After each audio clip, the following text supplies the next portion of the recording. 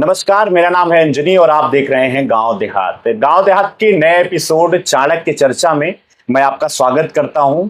और आज के अपने इस चर्चा में हमारे साथ चाणक्य की भूमिका के रूप में शशिकांत तिवारी जी हैं। बहुत बहुत स्वागत है सर आपका। आपका भी स्वागत। शशिकांत जी के बारे में आपको बताऊं तो आप अधिवक्ता भी हैं, साथ ही साथ राजनीति से आपका 2 दशक का अनुभव है। बसपा की आप राजनीति करते हैं, गौरीगंज विधानसभा में ही आपका घर है, यही के आप रहने वाले हैं।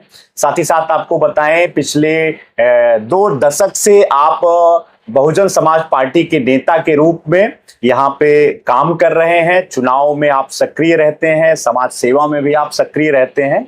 और एक चुनाव इन्होंने अपने बसपा के प्रत्याशी के रूप में लड़वाया था, जिसमें बसपा पहली बार यहाँ पे गौरीगंज में बहुजन समाज पार्टी की विधानसभा में जीत हुई थी। इसके अलावा आपकी पत्नी भी चुनाव लड़ चुकी हैं। तो आज शशिकांत जी के साथ हम बसपा की राजनीति के बारे में चर्चा करेंगे, साथ ही साथ गौरीगंज विधानसभा के बारे में विस्तृत चर्चा करेंगे।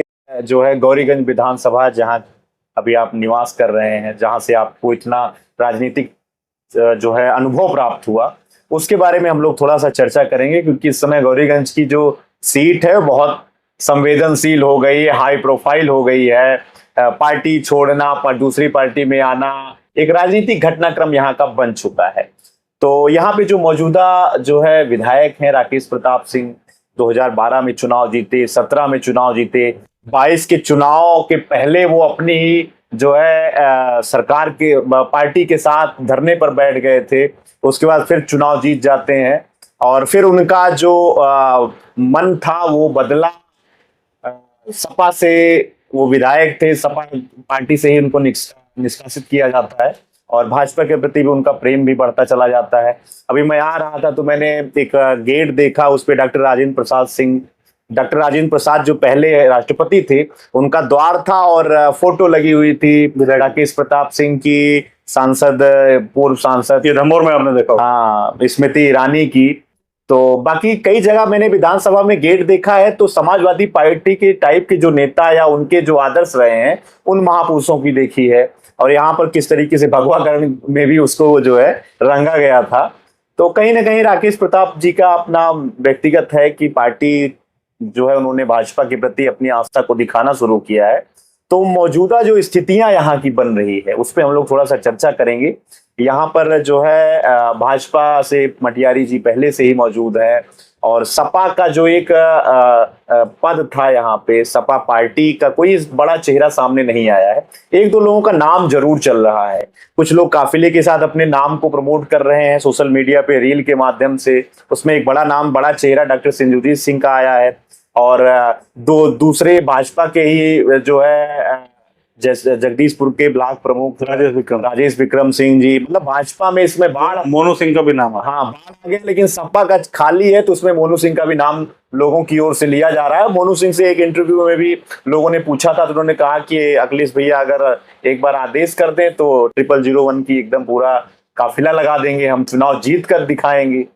तो क्या कुछ चल रहा है, क्योंकि शशिकांत जी पुराने पंडित हैं, चाणक्य हैं, तो हम लोग चाहेंगे कि उन्हीं से ही जानकारी। चाणक्य लोग कहते हैं, मुझे चाणक्य थे, हम लोग उनका नाखून का एक अंश भी नहीं है, लेकिन फॉलो करते हैं चाणक्य को। चाणक्य की तरह सिखा भी बांधा। अच्छा, आपकी बांधा है। देखिए, गौरीगंज में तीसरा रिजीम है माननीय विधायक जी का, थर्ड रिजीम है। सेंचुरी वो टिपलिंग की है उन्होंने।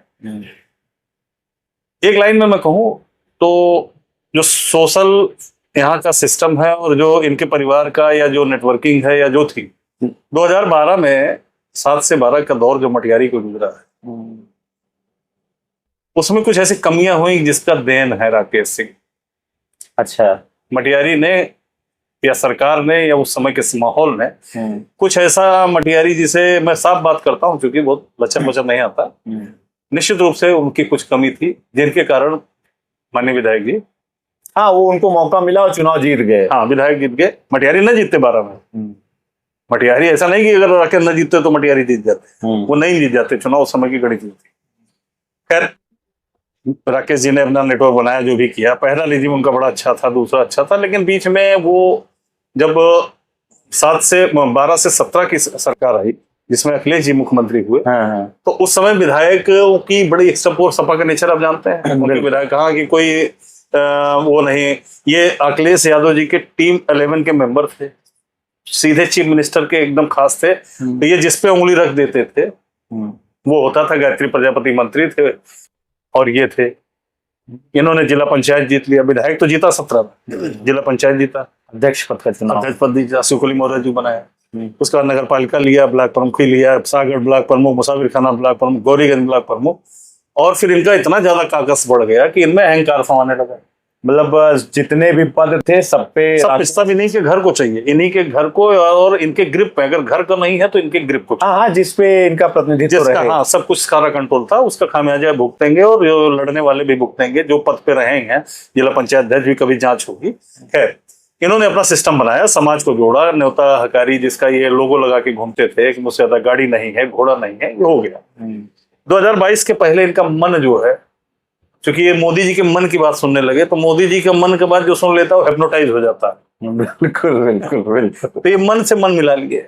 योगी जी आ गए, तो इनका बड़ी लंबी यात्रा है, उसकी करते रहे। ऑल ओवर इन्होंने 2022 का जो चुनाव लड़ा, उसके पहले इनका मन था कि भाजपा से टिकट मिल जाए, सरकार सपा भाजपा की बन सके, उसकी सपा की बन सकती है। जब इनको खबर लगी तो ये बैठ गए, नहीं तो वो भाजपा से ही टिकट ले लेते। खैर, इन्होंने टेक्निकल मैकेनिज्म किया जिसको मटियारी ने नहीं किया। फिर बता रहा हूँ, आज 6000 वोटों से 2022 का विधायक ये हमेशा समीकरण के विधायक हैं। ये कोई लविंग उसके नहीं, ये जनता पसंद 500 वोट से 250 वोट से ये फॉर्चुनेटली ये जीत गए 2012 में। बिल्कुल। 17 में हिंदू मुसलमान कर दिया। मतलब सोचिए, 27 साल यूपी बेहाल था, उसमें जो है कांग्रेस का ये समझौता था कि सपा जहां लड़ेगी वहां कांग्रेस नहीं लड़ेगी।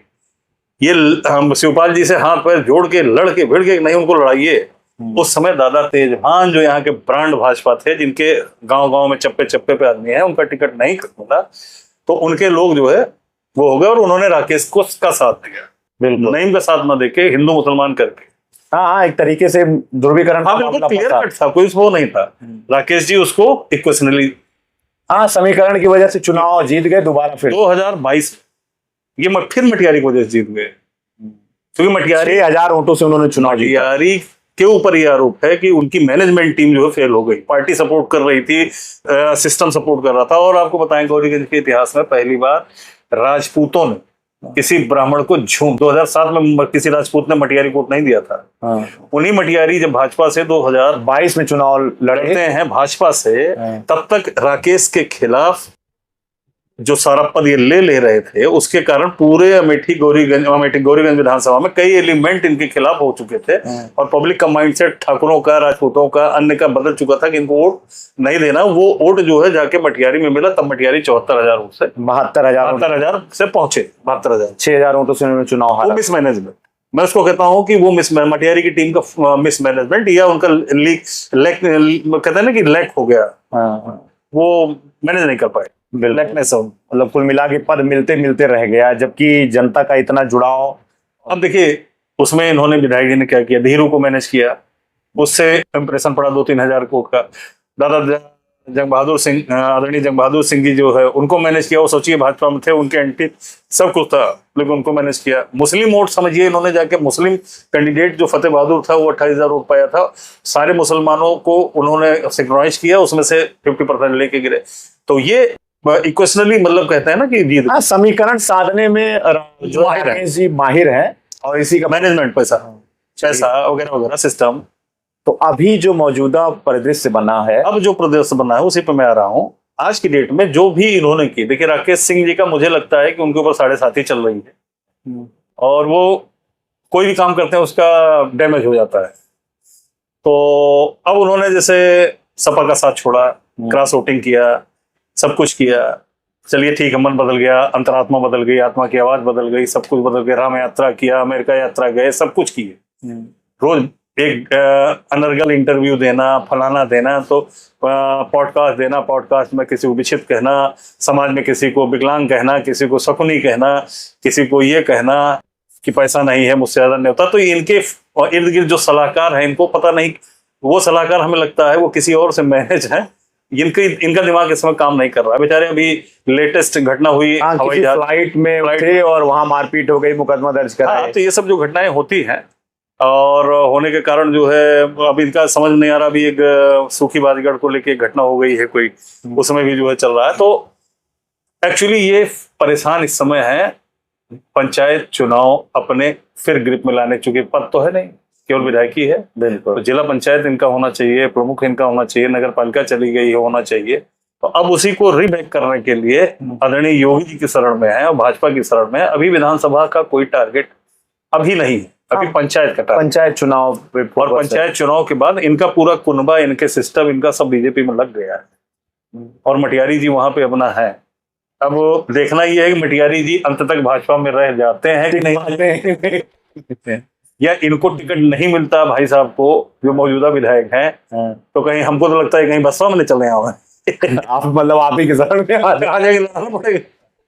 चलिए, तो एक और भाजपा में जो है ब्लॉक प्रमुख हैं राजेश विक्रम सिंह जगदीशपुर के, वो भी कह रहे हैं कि अगर उनको मौका मिलता है या वो चुनाव पार्टी उनको टिकट देती है तो वो भी चुनाव जो है लड़ जाएंगे।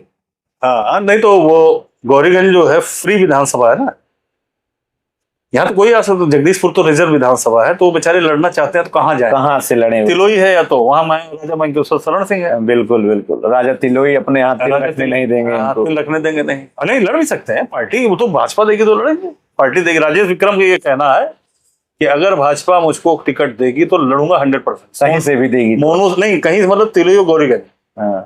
ठीक, उन्होंने कहा अपने इंटरव्यू में। और मोनू सिंह जी का ये कहना है, हमारी बात हुई थी मोनू सिंह से, अच्छा, उन्होंने कहा कि ना मैं चाहता हूं और ना मैं मांग रहा हूं गौरीगंज से, लेकिन राष्ट्रीय अध्यक्ष जी अगर कह देंगे तो सुबह नहीं होगी। 0001 का काफिला यहाँ 100%। राजपूतों के बीच में भी फिर टकराव हो जाएगा। राजपूतों के बीच में हमेशा टकराव हुआ है, तो इतिहास रहा, राजपूत हमेशा लड़ते रहे हैं। बदनाम हम लोग होते हैं, हम लोग तो उनको बताते थे कि महाराज इधर चलो उधर चलो। राजपूत तो हमेशा लड़ते हैं, कौन नहीं लड़ा? यहाँ मर्डर हुआ है राजपूत, तो हमारे साथ जो दलदल सिंह पढ़ता है वो मर्डर हुआ है? उसके राजपूतों के ही चक्कर में आपस में ही जो है सब कुछ किया गया है, मर्डर तक हो चुका है गौरीगंज में। और क्या बच्चों से लड़ाई है, अभी थाने में आप देखे नहीं थे कौन लड़ा था?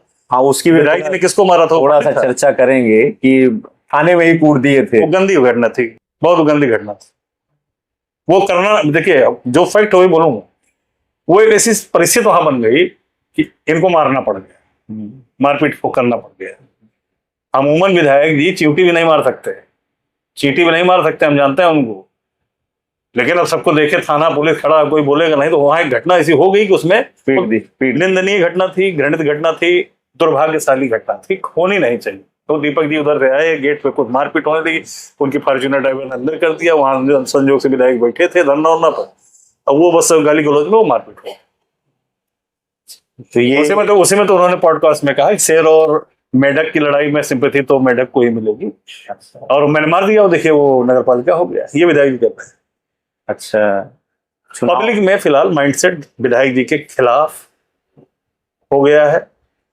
अगर आज की डेट में, अभी तो समीकरण बदलेंगे, चुनाव पंचायत चुनाव बाद भी होते हैं, आज की डेट में अगर चुनाव होता है तो विधायक जी चुनाव किसी पार्टी में नहीं पाए, टिकट सपा देगी नहीं। अरे इसकी कोई गारंटी थोड़ा ना है। कल को ये कहते हैं कि हम स्वर्गीय मुलायम सिंह जी की मऊ में जो है 1000 फीट की प्रतिमा बना रहे हैं, माफी मांग रहे हैं, तो क्यों नहीं दे देगी टिकट? घर वापसी हो जाएगी। अरे भैया बहुत लोगों की हुई है घर वापसी जो है, और लेकिन भाजपा ले पाएगी इनको? सपा लेकिन भाजपा लेगी जहां आने के लिए जो है लालायित है। नहीं, भाजपा क्यों नहीं लेगी भैया? भाजपा ने तमाम लोगों को लिया है, तमाम ऐसे लोगों को लिया, कांग्रेस में महाराष्ट्र में तमाम भ्रष्टाचारियों को लिया, तमाम जो है जिनके ऊपर एलिगेशन लिया। हेमंत बिस्वा शर्मा जो है आज की डेट में मुख्यमंत्री बने, भाजपा क्यों नहीं लेगी? भाजपा तो मजबूत आदमी चाहती है कि जिसकी पकड़ हो, और ये 3 बार के विधायक है, पकड़ है, वो इनको क्यों नहीं लगी? लेकिन ये जीतेंगे नहीं, चुनाव नहीं जीतेंगे। हाँ, आज की डेट में नहीं जीतेंगे। चलिए, तो आज गांव देहात चाणक्य चर्चा में हमारे साथ शशिकांत तिवारी जी थे। हमने इनसे विभिन्न जो है विषयों पर चर्चा की। राजनीतिक पारी बसपा की जीवंत होगी कि नहीं, इस पर भी चर्चा की। तो आज के लिए इतना ही। आगे आप देखते रहिए गांव देहात। आपका बहुत बहुत धन्यवाद।